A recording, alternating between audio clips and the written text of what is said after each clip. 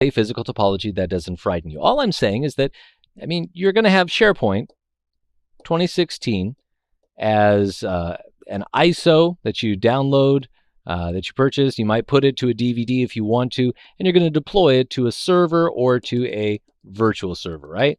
And what do you expect to have happen? You expect to be able to run SharePoint.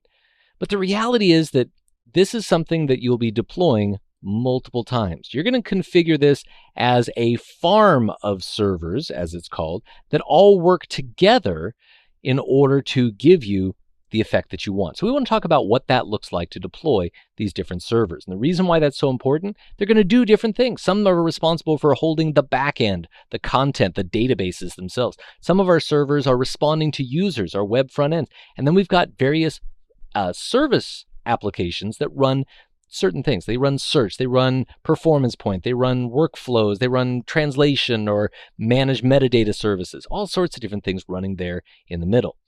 And while we could dogpile and put everything on a single server, that's a development solution only. It really isn't feasible in production. It's not scalable. So our scalable models are traditional, then the new and improved streamlined, and then the also new and improved but different direction hybrid model. We're going to also see that there's a new way to ensure that you're getting the right type of installation literally in the SharePoint installer. So the traditional model, and by traditional I mean circa SharePoint 2010 and earlier, was to define your servers as one of three tiers. All right, those three tiers were the tier that served end users. This is where we actually had the IIS websites being hosted, and this is what a user would connect to. Right? They're going to connect to one of these web servers, and again, we could load balance and have it be fault tolerant across these, all sorts of good things, but that's what the user connects to. This is what's going to deliver the ASPX pages back to the user and respond to them and deal with the authentication and everything else. Then underneath that, we have the application servers. Application servers are a little different. They're doing their own automated jobs when requested. So it might be I connect to the web server, and in that web server page that I see, there's this little thing that I can fill out, and I can type in a word, and I can click a little search button, and it launches a connection between my web front end and the search application, looks in its index, finds all the things that matches, and then delivers the content back to the web server, who can then display that to me in the web page. So that's the coordination between web servers and application servers. Other things are just totally automated. They're jobs that occur on a regular basis like the translation service that literally is translating from maybe from French into Spanish. We can have that occur if we want directly in our SharePoint model. Now, the bottom layer that we're working with here is what we have as SQL. This is where the databases are kept. And the reality is that our web servers have content databases that are associated with SQL. Our application servers, in many cases, have databases where they store information. Managed metadata service, for example, has a database associated with it. And then the farm itself is going to have a database that is associated with configuration that's stored right there at that bottom level. So very important to be aware, you're going to be managing SQL servers in addition to your SharePoint servers. In this diagram here that we're looking at, you can see that we have 4 SharePoint servers, and in this case, 3 database servers that are hosting the databases I need. Now that's the old model. What's the new model? What's the latest way to do things that was learned through the process of starting to deploy things on the internet and Office Online? Well, it's a distributed, streamlined architecture. It says instead of focusing on where it is in the topology, we need to be thinking about what kind of workload and latency am I dealing with. Now, we're still going to have our SQL databases, and we're going to need to support those with a high degree of throughput because everything touches SQL. Everything touches those databases. But then we think of it in terms of I have some low latency needs, right? And those are things like, well, the web front end that we would describe, WFE, responding to the users themselves. But some of our services fit this as well.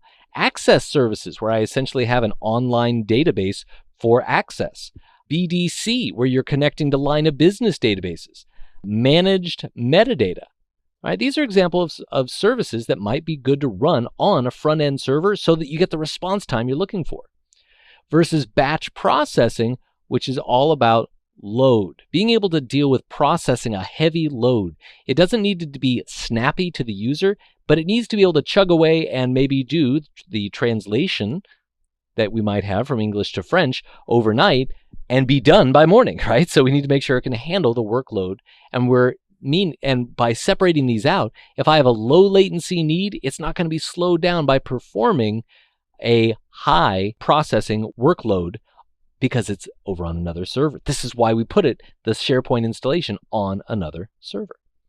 Now we also have distributed cache and request management servers, and these are high throughput. All right, we expect these to be snappy. This is a service that was added in 2013. It's called distributed cache. And the distributed cache is responsible for managing authentication credentials so they can be shared throughout the farm, news feeds, security trimming, filtering out what you can and can't see based upon your permissions. But it's an in-memory solution. So distributed cache is very fast because it's in RAM. Back in 2013, every web front-end server was a distributed cache server. But sometimes that actually ran into memory issues. And so now the expectation is you'll be deploying that as a separate server to be able to handle that additional workload. Request management, that's also mentioned here, is dealing with dividing up the requests from clients and forwarding them to a front-end server. So which front-end server should a user connect to? This helps to ensure healthy load balancing. And then specialized workloads, those are kind of the custom situations. Certain services might fit in there that aren't exactly fast response, but they're not exactly back-end workloads, like rendering of Visio documents. Being able to search is actually a specialized workload.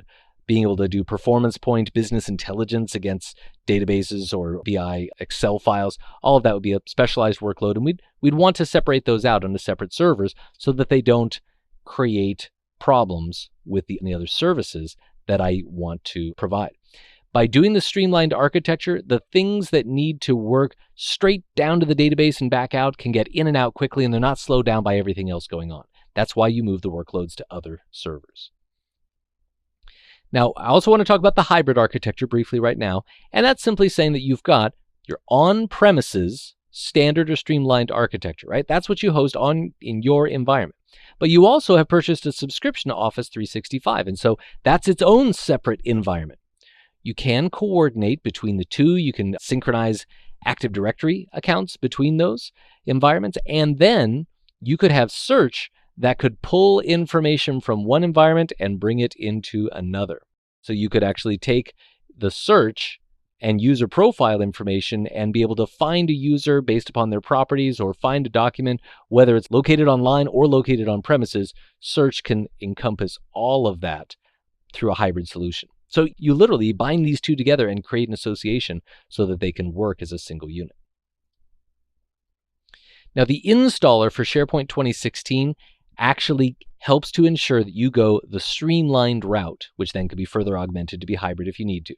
And it does that because instead of just being, let's install SharePoint, it says, what kind of SharePoint server are we doing right now? Is it a front-end low latency server? Is it an application server? Is it one of our distributed cache servers?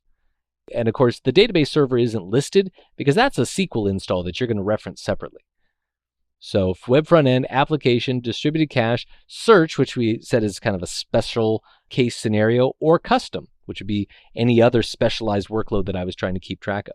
And so each of these is optimized and has what they need. The distributed cache is not on every server. It's on the distributed cache servers.